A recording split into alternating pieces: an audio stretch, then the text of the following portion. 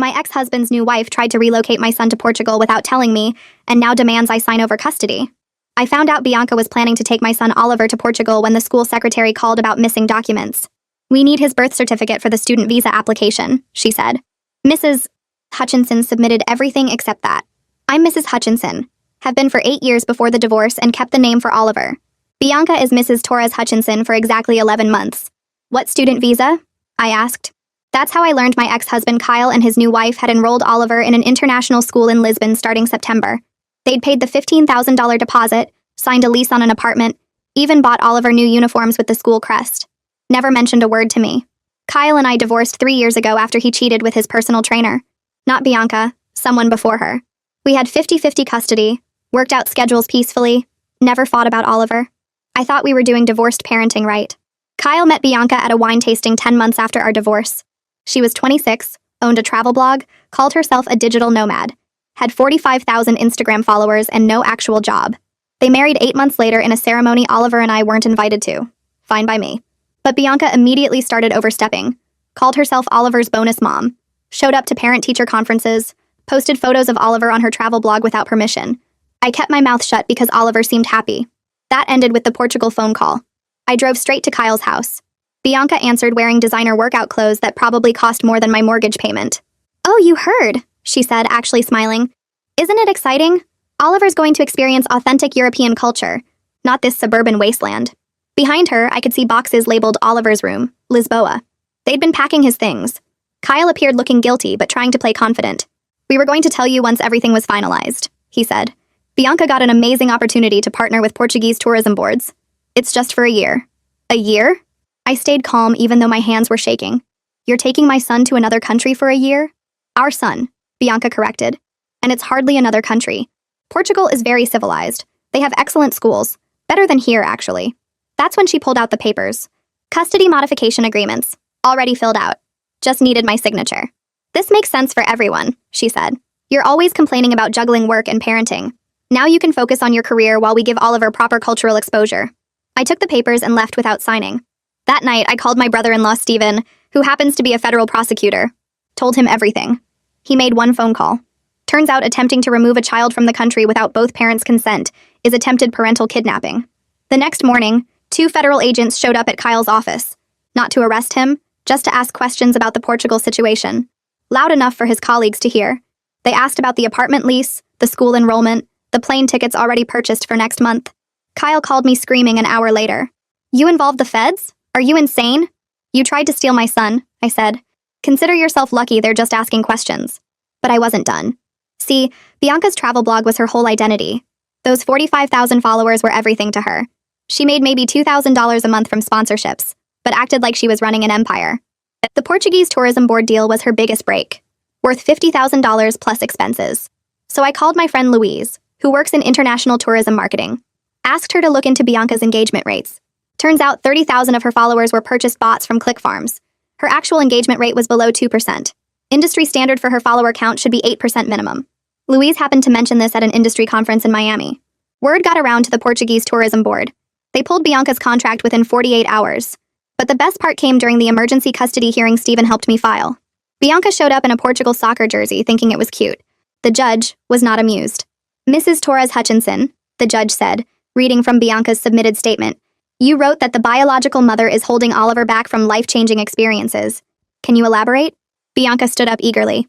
Oliver deserves more than strip malls and chain restaurants. In Portugal, he'd learn about real culture, art, history, proper food, not this American mediocrity his mother's content with. I see, Judge Robertson said. And what languages do you speak? English and some Spanish from college. Portuguese? I was going to learn with Oliver. Total immersion is the best way. The judge turned to me. Do you speak Portuguese? No, I admitted. But I'm not trying to move him there either. Judge Robertson looked at Kyle. Mr. Hutchinson, were you planning to move to Portugal as well? Kyle shifted nervously. I was going to visit monthly. My job is here. So your plan, the judge said slowly, was to send your 8-year-old son to a foreign country where he doesn't speak the language, with a stepmother he's known for less than a year, while you stay here for work? The courtroom went silent. Quiet enough that I could hear my own heartbeat. Alyssa stood up beside me and opened her folder, pulling out a thick stack of papers. She walked them over to the judge and placed them carefully on the bench. Judge Robertson picked up the first page and started reading while Alyssa explained what she was presenting. School volunteer sign-in sheets showing I'd helped in Oliver's classroom every other Wednesday for the past 2 years. Medical appointment records with my signature on every form, every vaccination, every checkup since he was born. Email chains with his teachers about homework struggles and social concerns. Photos of science fair projects we'd built together at our kitchen table. Field trip permission slips. Parent-teacher conference notes in my handwriting. Birthday party invitations I'd organized. Soccer practice schedules I'd coordinated. The judge flipped through page after page, her expression getting more serious with each one. Alyssa pulled out another section showing Bianca's involvement. Exactly 3 parent-teacher conferences in 11 months. 0 medical appointments. No volunteer hours. 1 field trip where she'd posted Instagram photos instead of helping supervise. The contrast sat there on the judge's bench in black and white, impossible to ignore. Judge Robertson picked up another folder and opened it slowly. Oliver's report cards from the past 3 years. Straight A's in reading and math. Teacher comments about his kindness to other students. Awards for perfect attendance. Photos from the school art show where his painting won 2nd place. She spread the papers across her bench and looked at Kyle over the top of her reading glasses. She asked him what specific problems existed with Oliver's current school that required moving him to another country. Kyle opened his mouth, but nothing came out right away. He glanced at Edward Penn, who nodded at him to answer. Kyle said something about better opportunities and exposure to different cultures. The judge waited. Kyle added that the international school had smaller class sizes. Judge Robertson asked if Oliver was struggling in his current classes. Kyle admitted he wasn't. She asked if Oliver had behavior problems or social difficulties. Kyle said no, he was doing great, actually. The judge set down the report cards and folded her hands. She said that disrupting a child who was thriving academically and socially required more than vague ideas about better opportunities. She said that philosophical preferences about European versus American education didn't justify uprooting an 8-year-old from everything he knew. Kyle tried to explain about the cultural benefits again, but his voice got quieter as he talked. Bianca leaned forward like she wanted to interrupt, but Edward Penn put his hand on her arm to stop her. The judge asked Kyle if he'd discussed any concerns about Oliver's education with his teachers. Kyle said no. She asked if he'd researched the Portuguese school's curriculum or teaching methods. Kyle admitted he'd mostly let Bianca handle those details. Judge Robertson looked at the paperwork again and shook her head slightly. She said that making major life decisions for a child required more than letting someone else handle the details. She said it required actual thought about what was best for that specific child, not what sounded exciting or impressive. Edward Penn stood up and cleared his throat. He said that while the Portugal plan might have been poorly communicated, Kyle still had equal rights as a custodial parent. He said that both parents should have input into major decisions about Oliver's education and future. Judge Robertson looked at him and said that was exactly her point. She said equal custody meant both parents had to agree on major decisions. She pulled out our custody agreement and read directly from it. The part about requiring mutual written consent for any relocation beyond 50 miles. The part about both parents participating in decisions about education, medical care, and religious upbringing. She asked Edward Penn if his client had obtained mutual written consent before enrolling Oliver in a Portuguese school. Edward Penn said they'd planned to. The judge said planning to get consent after paying deposits and signing leases wasn't the same as actually getting consent first. Judge Robertson called for a 15-minute recess. The bailiff told everyone to remain seated while she left the courtroom. I stood up on shaky legs, and Alyssa guided me out into the hallway. My hands were still trembling, so I shoved them in my pockets. Alyssa smiled at me for the first time all day. She said this was going better than she'd hoped. She said the judge was clearly bothered by how Kyle and Bianca had acted. Stephen appeared from wherever he'd been sitting in the back. He came over and put his hand on my shoulder. He said Judge Robertson looked disturbed by their whole attitude. He said the way they'd treated parental consent like an annoying formality instead of a legal requirement wasn't sitting well. I asked if that meant I'd keep custody. Alyssa said nothing was guaranteed, but the judge's questions were pointing in the right direction. We stood in the hallway while other people from other cases walked past us. I watched Kyle and Bianca through the courtroom window. They were talking intensely with Edward Penn. Bianca kept gesturing with her hands. Kyle had his head down. The bailiff called us back in after 12 minutes instead of 15. Everyone took their seats and the room went quiet again. Judge Robertson came back in and sat down. She didn't waste time. She said she was ordering an immediate temporary modification to the custody arrangement. She said I would have primary physical custody of Oliver effective immediately. Kyle's face went white. He leaned forward like he might stand up, but Edward Penn grabbed his arm. Bianca actually gasped out loud.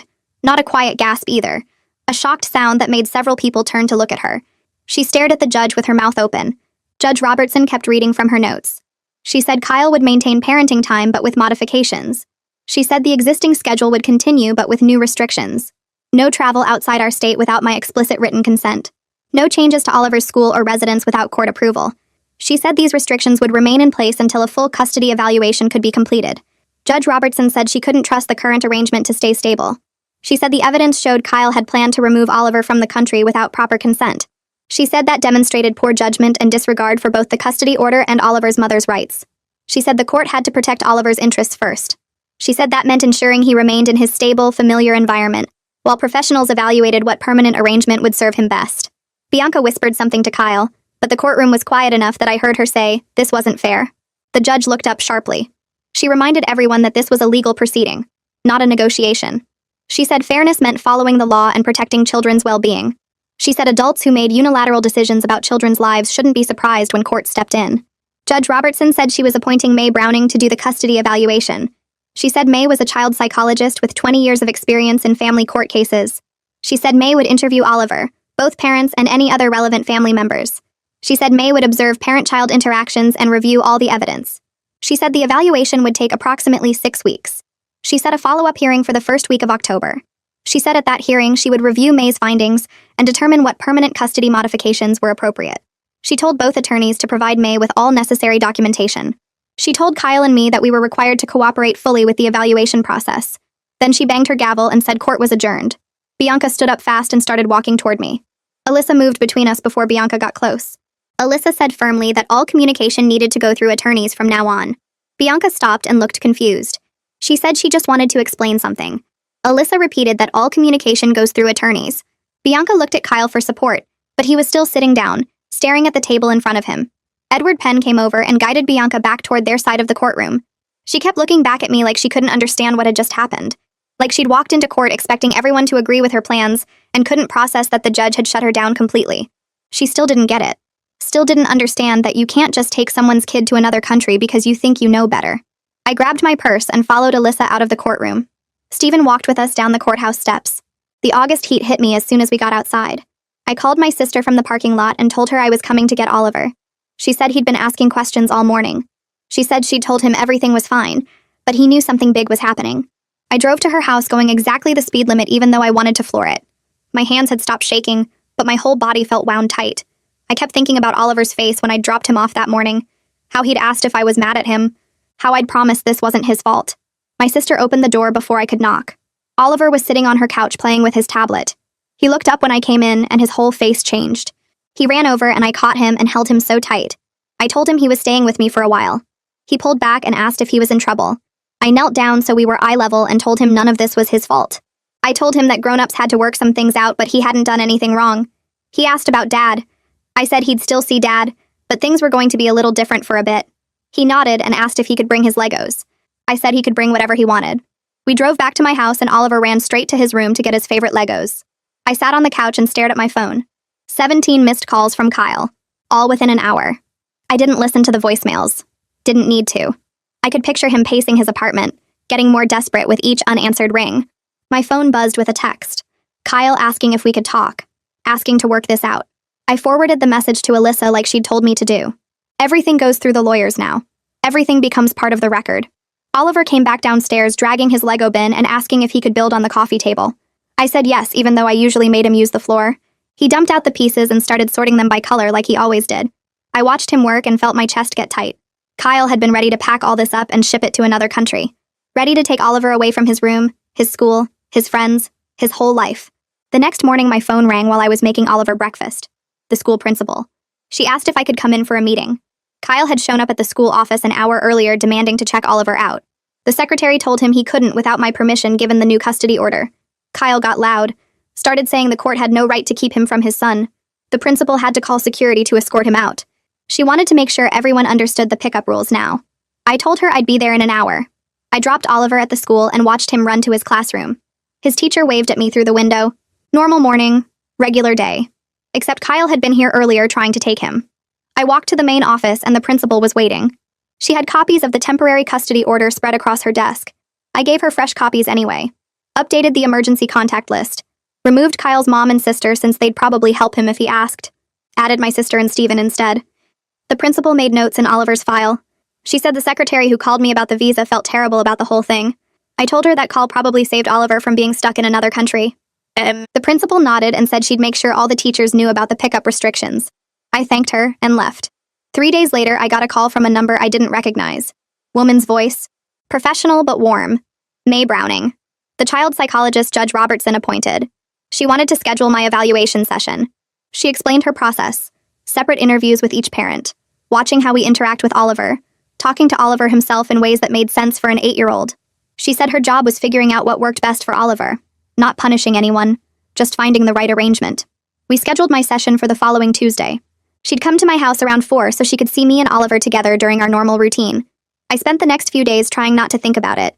Trying not to clean my house too much or plan out what we'd do. May said she wanted to see normal, natural, how things actually were. Tuesday came and May showed up right at 4. She was younger than I expected. Maybe 35. Wore jeans and a cardigan. Carried a leather bag instead of a briefcase. She shook my hand and said she appreciated me making time. We sat at my kitchen table and she pulled out a notepad. Asked about my parenting approach, Oliver's daily routines, his friendships at the school, his relationship with Kyle before all this happened, how I'd handled the divorce, how we'd managed co-parenting. I told her the truth, that it had been hard at first, but we'd figured it out. That Kyle and I actually did pretty well sharing custody until Bianca came along. That I'd kept my mouth shut about a lot of Bianca's overstepping because Oliver seemed happy. May wrote everything down. Asked about my work schedule, how I handled sick days and school events, what Oliver and I did together. I told her about homework at the kitchen table, movie nights on Fridays, swimming lessons on Saturdays, normal stuff, regular life. Oliver got home from my sister's house around 5 and May watched us together. Watched me help him with his math homework. Watched us make dinner, spaghetti with meatballs, Oliver's favorite. He talked the whole time about his day at the school, about the book they were reading in class, about his friend Joshua who brought in his pet hamster for show and tell. May sat at the counter taking notes while Oliver showed her his room, his artwork taped to the walls, his shelf of books, his collection of rocks from our camping trip last summer. He seemed comfortable with her, not nervous, just excited to show someone his stuff. 2 days later, Kyle had his evaluation session with May. Alyssa texted me the scheduling update. Said Bianca tried to come to the session even though May specifically said it was for Kyle alone. May had to ask Bianca to wait outside. Apparently Bianca didn't take it well. Niv stood in the hallway making phone calls loud enough for everyone to hear. Alyssa said the whole thing was a bad look for Kyle. Made it obvious Bianca controlled everything. Made it clear Kyle couldn't even do a custody evaluation without her hovering. I heard through mutual friends that things were falling apart between Kyle and Bianca. Bianca was furious about Portugal. Blamed Kyle for not handling me better. Said he should have just taken Oliver without telling me. That I'd have gotten over it eventually. Kyle apparently told a friend he was starting to see Bianca differently. Starting to realize her judgment wasn't great. That maybe rushing into marriage with someone he barely knew hadn't been his smartest move. The friend said Kyle looked exhausted. Said his apartment was a mess. Said Bianca was barely speaking to him except to complain. Stephen called on Friday afternoon. The federal inquiry was officially closed. No charges since Kyle hadn't actually taken Oliver out of the country. But the investigation record was still available for family court. Stephen said the whole point was making Kyle understand how serious this was. Making him see that attempting to relocate a child without consent wasn't just a co-parenting disagreement. It was a federal crime. The message got through. Kyle hadn't tried to contact me directly since that first night. Hadn't shown up at my house. Hadn't tried anything stupid. Louise called the next day with an update. Word had spread through the tourism industry about Bianca's fake followers. Several brands quietly ended their partnerships with her. Her Instagram following dropped to around 30,000 as she stopped buying bots. Her engagement rates stayed terrible. Real people weren't interested in her content. Without the fake numbers, she was just another travel blogger with mediocre photos and boring captions. Louise said Bianca's career was basically over. No legitimate brand would work with someone who'd been caught buying followers. The Portugal Tourism Board deal had been her shot and she'd blown it. Alyssa called me the following Tuesday to schedule May's interview with Oliver. She explained that May wanted to meet him at a family therapy center that had a playroom designed for kids his age. The appointment was set for Thursday afternoon. I picked Oliver up from the school early and drove him to the center without telling him too much about what to expect. He seemed nervous in the car, asking if he was in trouble.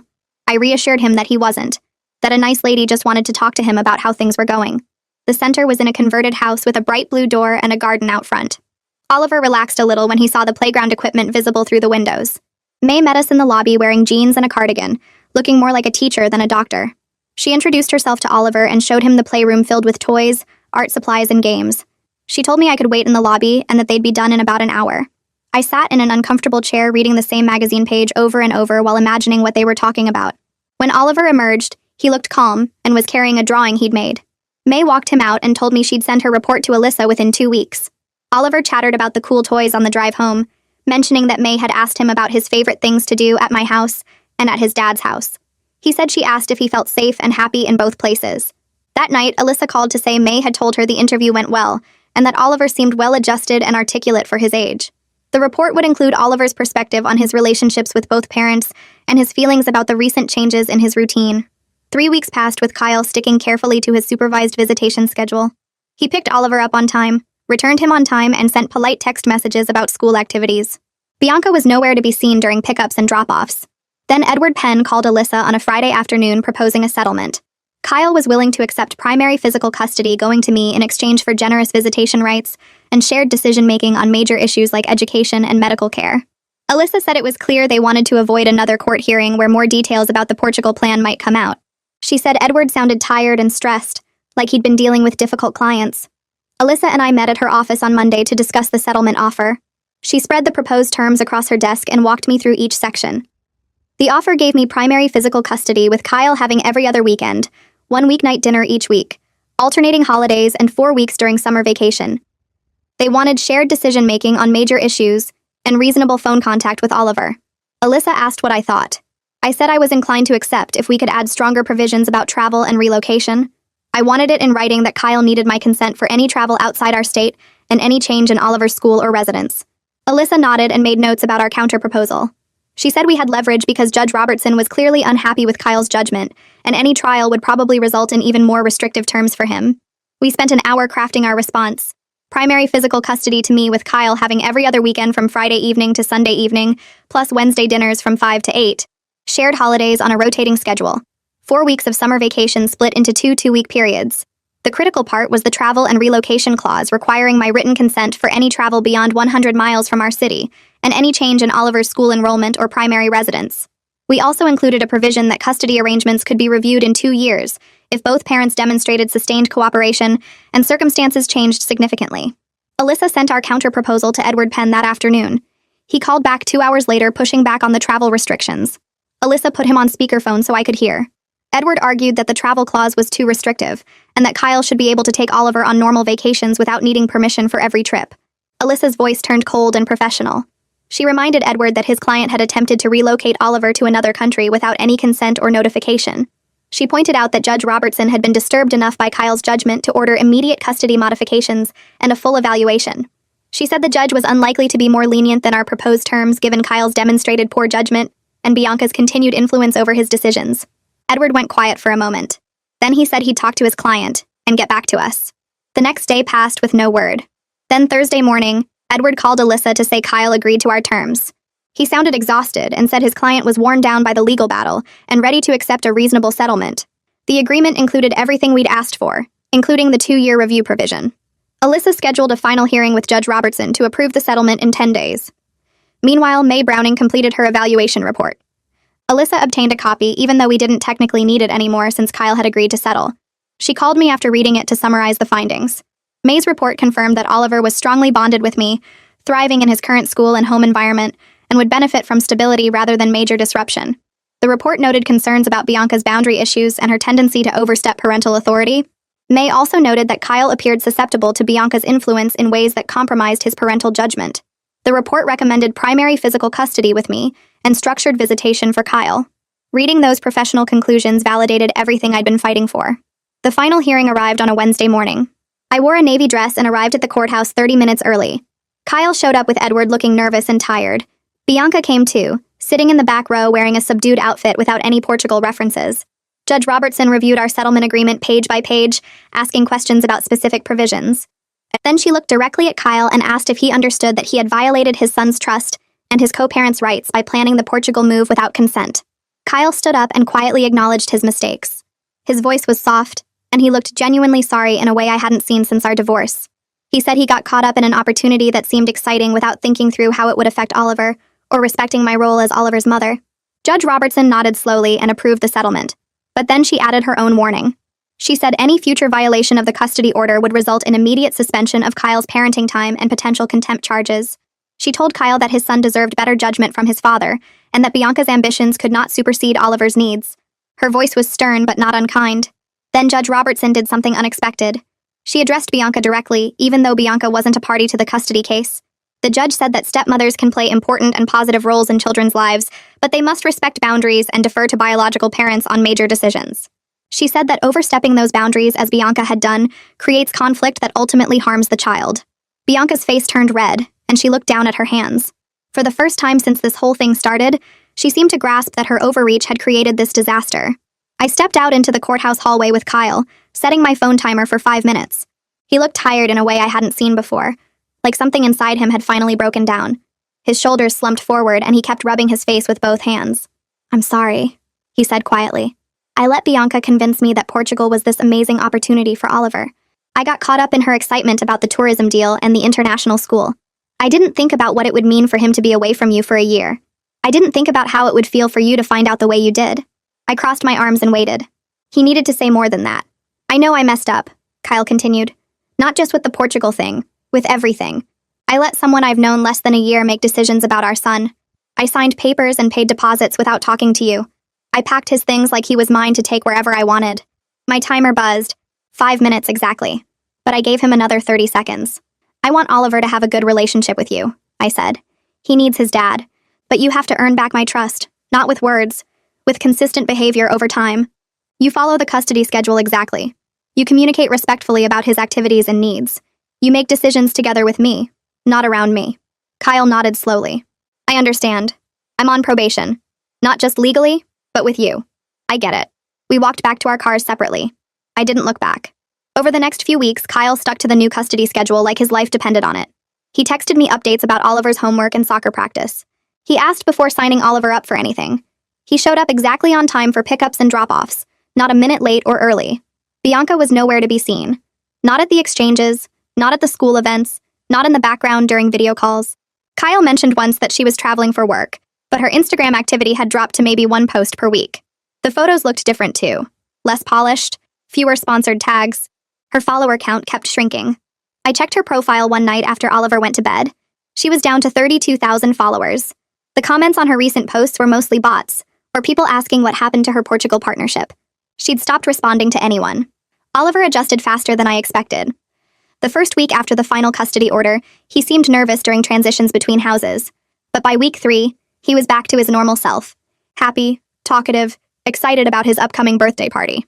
One evening while we were making dinner together, he asked if Dad was okay. "What do you mean?" I stirred the pasta sauce and tried to keep my voice neutral. "He seems sad sometimes," Oliver said. "Like when we're watching TV or playing games. He gets this look on his face like he's thinking about something that makes him unhappy." I turned down the stove and knelt beside him. Grown-ups make mistakes sometimes. When we do, we have to deal with the consequences. That can be hard and it can make us sad. But it doesn't mean anything about you. Your dad loves you very much. Did he make a mistake about Portugal? I chose my words carefully.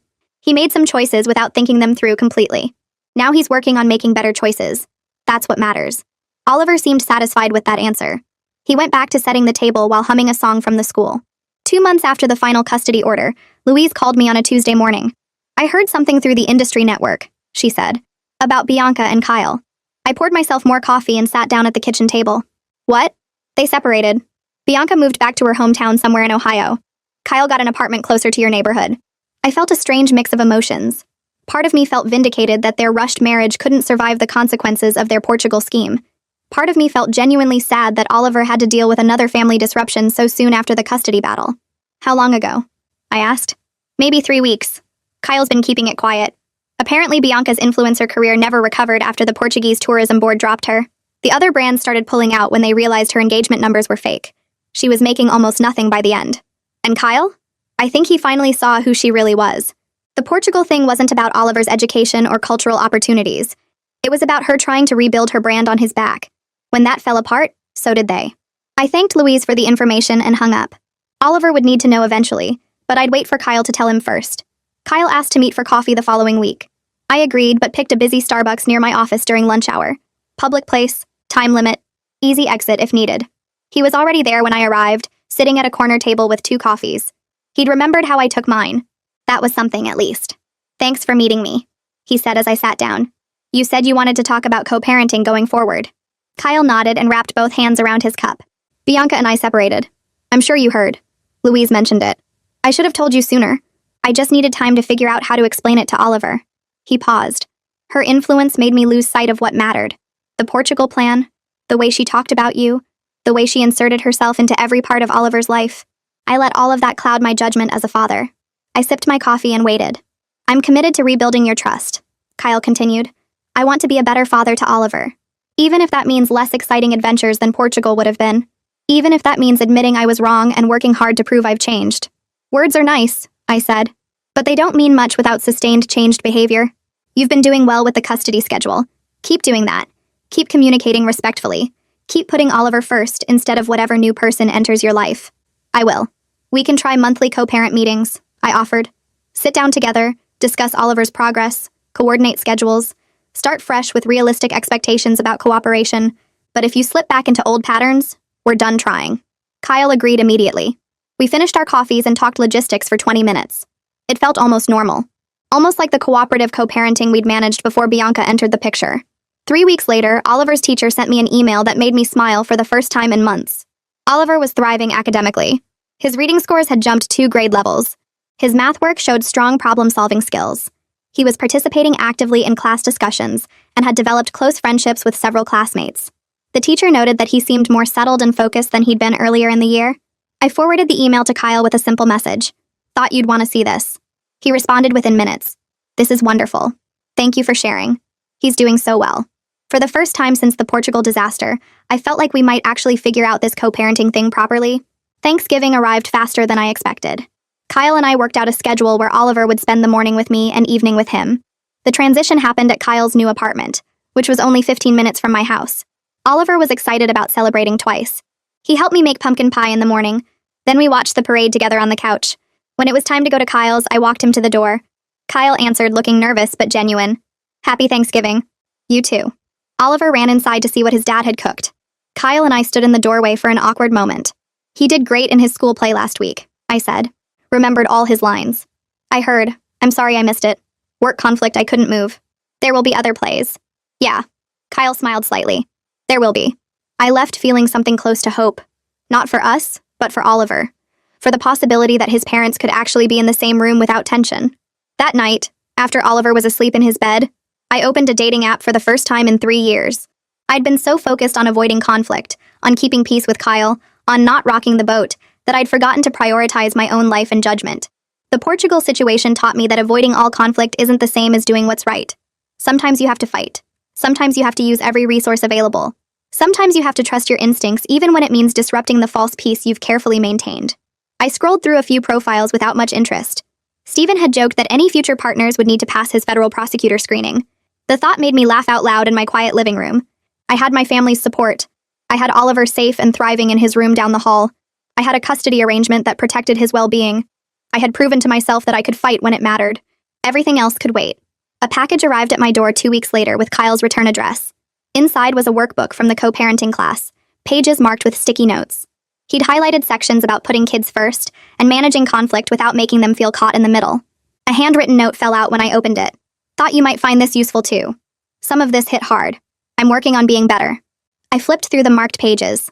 One section talked about how parents sometimes make decisions based on what feels exciting or validating to them, instead of what their child actually needs. Kyle had underlined that sentence twice. Another highlighted passage discussed how new partners can influence judgment when parents are eager to prove they've moved on successfully. I texted him a simple thank you. The gesture felt small but real. Not a grand apology or dramatic change, just evidence he was actually trying to understand where things went wrong. 3 months passed in a surprisingly stable rhythm. Oliver thrived with the new routine, his grades improved, and his teacher sent home notes about his increased confidence in class. Then one evening while I was making dinner, he wandered into the kitchen looking thoughtful. He started arranging his toy cars on the counter in careful lines, which he always did when something was on his mind. Can I ask you something? I turned down the stove. Of course. I was wondering if maybe I could video call Bianca sometime. I know she messed up with the whole Portugal thing, and I'm really glad I didn't have to move, but I kind of miss her. My hand froze on the spatula. Of all the things I expected him to say, that wasn't on the list. You miss her? She used to help me with my Spanish homework, and she taught me how to make those Portuguese egg tarts. Remember when we made those? I did remember. They'd turned out pretty good, actually. That's very mature of you to say. Can I think about it and talk to your dad first? Oliver nodded and went back to lining up his cars. I called Kyle that night after Oliver was asleep. He sounded as surprised as I felt. He asked you the same thing? Last weekend. I told him I needed to discuss it with you first. We talked for nearly an hour, working through the logistics. Supervised calls only. Bianca would need to agree to clear boundaries. No undermining the custody arrangement. No posting about Oliver online. No discussions about Portugal or what could have been.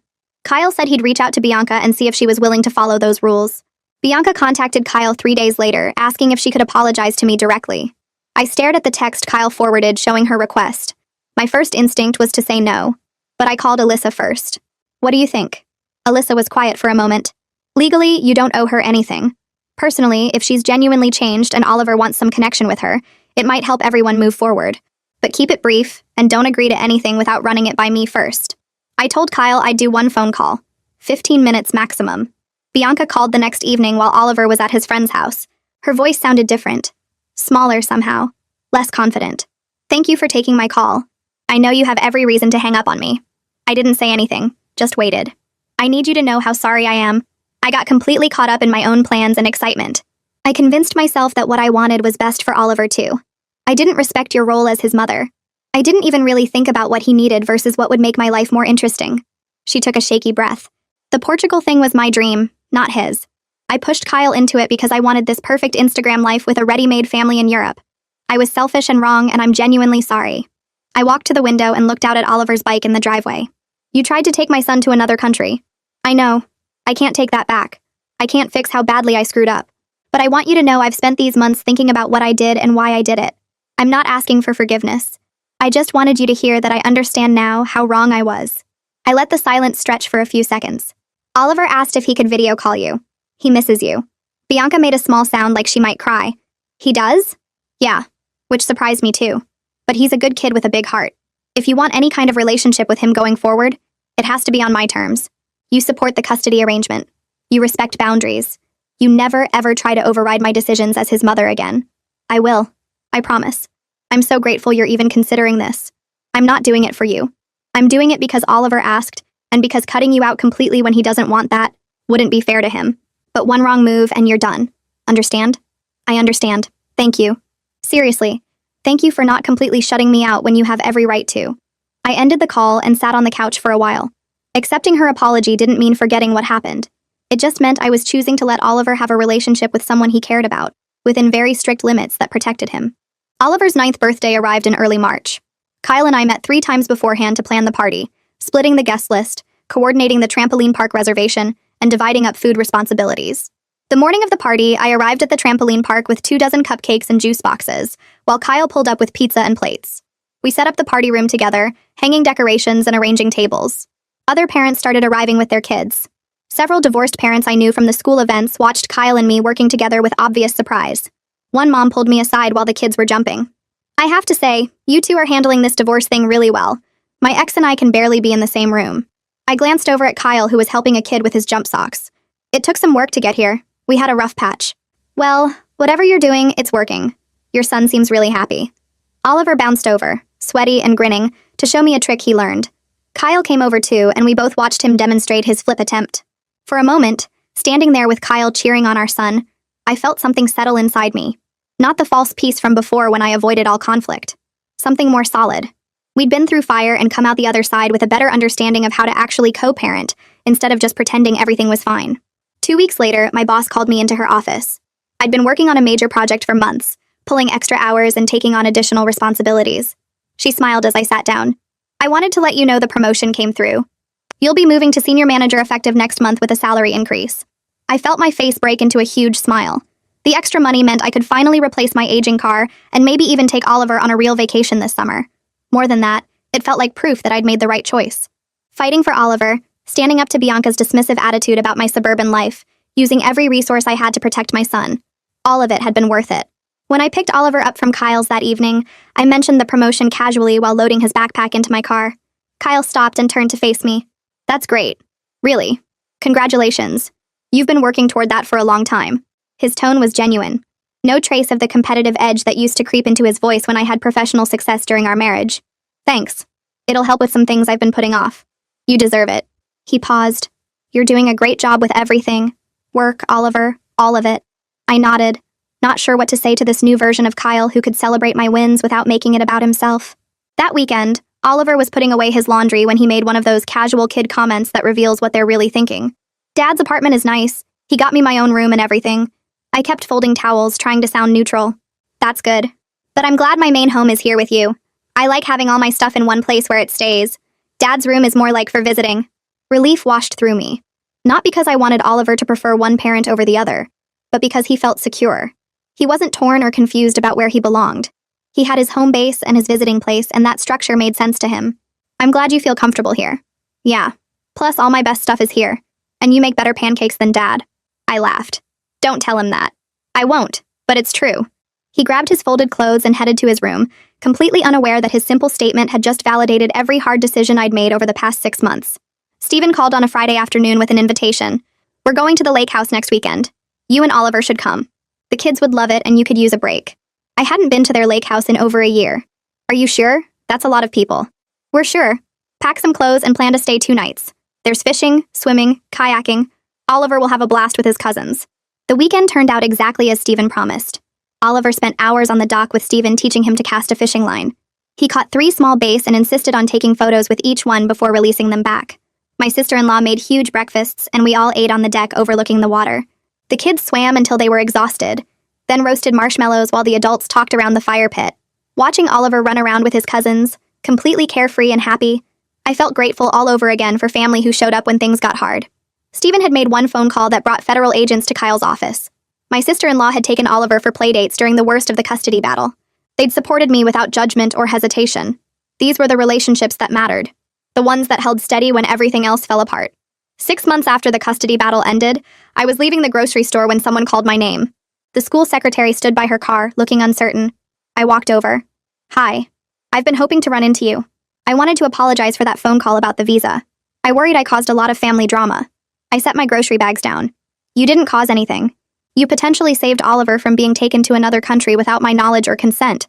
I should have thanked you months ago. Her eyes filled with tears. I felt so guilty. I kept thinking maybe I should have just ignored the paperwork issue. Please don't feel guilty. That call gave me a chance to stop something that would have been really traumatic for my son. You did exactly the right thing by following protocol and contacting both parents. She wiped her eyes. How is Oliver doing? He's great. Thriving, actually. The whole situation worked out better than it could have. I'm so glad. I've been worried about him. We talked for a few more minutes before going our separate ways. Driving home, I thought about how many people had played small but crucial roles in protecting Oliver. The secretary who made that call. Stephen, who knew exactly who to contact. Louise, who exposed Bianca's fake followers. Alyssa, who fought hard in court. Even May, whose evaluation backed up what I already knew about what Oliver needed. Kyle and I met at a coffee shop for our 6-month check-in, a scheduled review of how the custody arrangement was working. He ordered his usual black coffee while I got tea. We sat at a corner table with notebooks and calendars spread between us. Summer schedule first? Kyle pulled out his calendar. I've got 2 weeks of vacation saved. I was thinking first 2 weeks of July if that works for you. That works. I'll take him the last week of July and first week of August. My promotion came with extra vacation days. We went through the details methodically. Camp schedules, doctor appointments, back to the school shopping.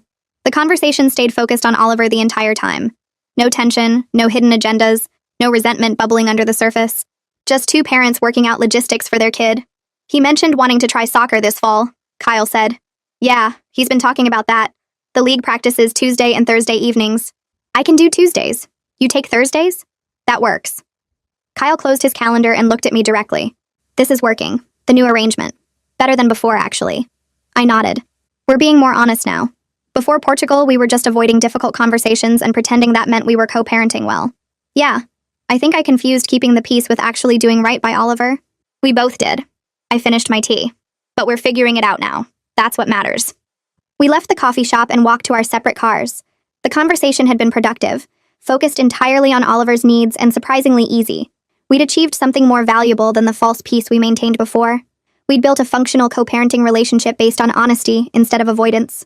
A week later, Oliver sat at the kitchen table doing homework when he looked up at me with that serious expression he gets when something's been bothering him. He set down his pencil and asked why he didn't see Bianca anymore. I pulled out the chair next to him and sat down, choosing my words carefully. Sometimes grown-ups make choices that change how relationships work, I told him, but that doesn't mean people stopped caring. Bianca had some things she needed to figure out in her own life, and sometimes that means stepping back from other people for a while. Oliver nodded slowly, processing this, then asked if it was because of the Portugal thing. I admitted that was part of it. that Bianca had made some decisions without thinking them through completely, and now she was working on understanding why that wasn't okay. Kyle called that evening during his scheduled phone time with Oliver, and afterward he asked if he could talk to me for a minute. Oliver handed me the phone and went back to his room. Kyle said Oliver had asked him the same question about Bianca, and he wanted to make sure we were giving consistent answers. I told him what I'd said, and Kyle agreed that was the right approach. He added that he'd told Oliver essentially the same thing, that adults sometimes need space to work on themselves, and that Oliver didn't do anything wrong. The conversation lasted maybe 3 minutes, but it felt significant that we'd handled it together without drama or blame. The summer camp catalog arrived in the mail 2 days later, and Oliver flipped through it excitedly at breakfast. He pointed to a science and nature program that ran for 3 weeks in July, with activities like hiking, stream ecology, and building solar ovens. The cost was reasonable, and the schedule worked perfectly with my job, so I told him we could sign him up if he wanted. Oliver asked if it would mess up Dad's summertime with him, clearly not wanting to cause problems. I texted Kyle that afternoon with the camp dates and asked if we could adjust his summer visitation to work around it. He responded within an hour saying that sounded great, and he'd take Oliver the last 2 weeks of August instead. No argument, no negotiation, just easy cooperation on a decision that directly affected our son's summer. I enrolled Oliver in the camp program that evening, and he was so excited he called Kyle immediately to tell him about all the activities. Listening to him describe the fossil hunting expedition and astronomy night, I realized how different this felt from the Portugal situation where Kyle made major plans without even mentioning them to me. This was what co-parenting should look like. Both of us making space for what Oliver wanted and needed, rather than imposing our own agendas. The school year ended 3 weeks later with an awards ceremony in the gymnasium. Oliver brought home his report card the day before. All excellent marks and a note from his teacher praising his curiosity and kindness with other students. At the ceremony, Kyle and I sat together in the bleachers while Oliver fidgeted in his seat with the other third graders on the gym floor. When the principal called his name for academic achievement, we both stood up clapping as Oliver walked across the floor to accept his certificate. He looked up at us in the stands and waved, his face bright with pride. Kyle leaned over and said Oliver was doing so well, and I agreed, feeling genuinely proud not just of our son, but of how we'd managed to get here. The past 6 months had been hard, full of legal battles and difficult conversations and rebuilding trust that got shattered. But sitting there watching Oliver smile as teachers praised his hard work, I felt like we'd made the right choices. We'd put his well-being first even when it meant conflict and consequences, and he was thriving because of it. That evening I tucked Oliver into bed in his room, the same room that had nearly been packed up in boxes labeled Lisboa. He was tired from the excitement of the awards ceremony, but happy, talking about summer camp and what he wanted to do with Dad in August. I listened to his plans and felt this deep sense of gratitude that my instinct to fight back had protected him from such a disruptive mistake. Our life wasn't perfect or particularly dramatic, just the normal routine of school and work and weekend soccer games, but it was stable and loving and genuinely ours, built on honest communication and mutual respect rather than false peace. I thought about Bianca's contempt for this suburban existence, her certainty that European culture was somehow superior to strip malls and chain restaurants. She'd been so focused on sophisticated experiences that she'd completely missed what actually mattered, the daily steadiness that lets a kid feel secure enough to thrive. Oliver fell asleep mid-sentence about the camp's hiking trails, and I sat there for another minute just watching him breathe. I wouldn't trade this ordinary, unglamorous life for anything Bianca had considered more culturally sophisticated, because this was real, and it was ours, and it was exactly what Oliver needed.